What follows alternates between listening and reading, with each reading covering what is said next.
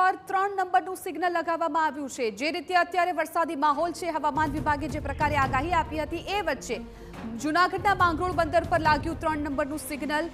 મહત્વપૂર્ણ છે કે અગાઉ પણ દરિયો તોફાની બન્યો હતો, જેને કારણે માછીમારોને સાવચેત કરવામાં આવ્યા હતા। ત્યારે આજે ચાલુ સિઝનમાં 7 વખત 3 નંબરનું સિગ્નલ લાગ્યું હોવાની જાણકારી મળી રહી છે। 7 નવેમ્બર બાદ જો કે ગુજરાતમાં વરસાદનું જોર ઘટવાનું છે, પરંતુ એ પહેલા અત્યારે જે પ્રકારની સ્થિતિ છે એ સ્થિતિને જોતા માંગરોળ પંથકમાં ફરી વાતાવરણનો પલટો આવ્યો હતો અને ત્યારબાદ હવે 3 નંબરનું સિગ્નલ લગાવવામાં આવ્યું હોવાની જાણકારી મળી છે।